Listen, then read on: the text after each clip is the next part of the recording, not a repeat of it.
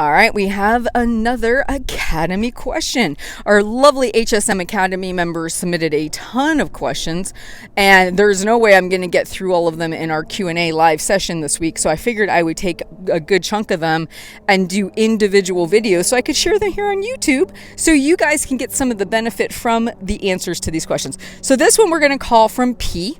P says, "Hi Heather, I'm 49 years old and going through perimenopause." I get you, I'm there 100%. Some symptoms I have that are challenging are lack of sleep and increased anxiety. I'd like to ask if you have any strategies, routines for foods to put in place in my meal plan for days when I lack sleep or anxiety. If I didn't sleep well the night before, I notice I don't have nearly as much control and I'm I'm pretty sure the word's going to be hungry. Yeah, hungry through the day if I'm tired. Any ideas on how to better manage this challenge would be greatly appreciated. Thank you. So first off, P, I just want to let you know, in the HSM Academy, we have a Heather's video collection.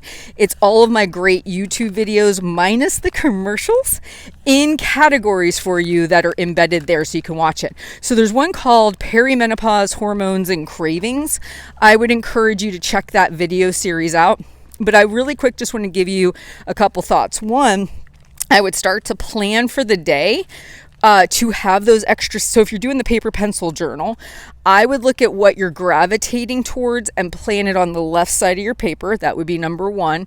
Number two, I would go out of my way to offer better options. So like right now, if you see, okay, during the nights I don't sleep well, I am eating a couple bags of popcorn and maybe a couple candy bars or whatever, you could still write that out on the left side of your paper, but I would start giving yourself some better options, like maybe a cup of Greek yogurt with some berries, maybe a protein shake with some chocolate and PB powder mixed into it.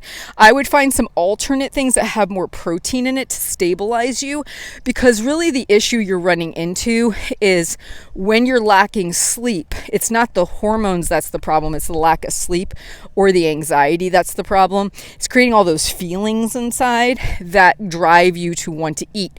If you're eating more protein dense food or foods with more protein and fiber, you're going to feel fuller longer, and it's going to help from a physical perspective in that situation. Plus, if you're writing all those foods down and you could earn stars for not consuming them and making the choice to opt out and have something else, that gives you a sense of control over what you're doing versus feeling out of control.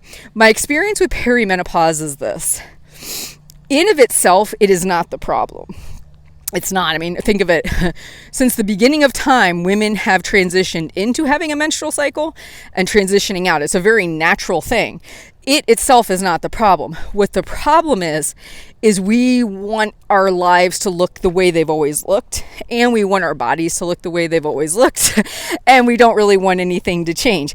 And because we are physically uncomfortable, hot flashes, night sweats, anxiety, we often are putting our bodies are in a state of dealing with all of this with a mental chatter too, where we're looking to comfort ourselves. So lack of sleep, you feel uncomfortable, you want to feel good again, so you reach out to food. Also, your brain wants food because you have had a lack of sleep. It makes perfect sense. So the perimenopause, in my opinion, is not the problem why people struggle with weight at this period. It's because of all those other symptoms that are happening. And the best thing we can do is create anchor meals for ourselves where we're having a good balance of macronutrients, where we're definitely prioritizing getting into bed at a certain time. And really with the anxiety, best thing to do, this is why I really started down this path for myself too.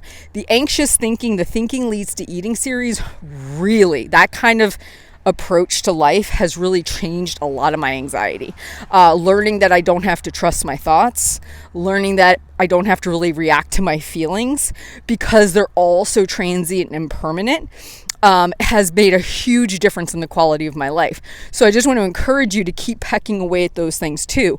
But if I'm thinking just from a strategy point, I would definitely plan all the snacks you've been eating on the left side of your PPJ, but I would also start to give myself other options and pre-think those ahead of time. Not when you're exhausted, not when you don't have the bandwidth, but on a day you're feeling good, go, okay, when I'm in that situation what would be some better alternatives for me versus what I have been eating. And always protein is a huge one for women in this stage of life. We typically don't eat enough spread out through the day, meaning breakfast, lunch, and dinner, and that can make a huge difference. So if right now you're not getting in 30 grams of protein or 25 grams of protein at breakfast and lunch, just improving that could really reduce the snacking in general. So I hope all that helps. All right, guys, that'll be a wrap for today. I'll talk to you soon.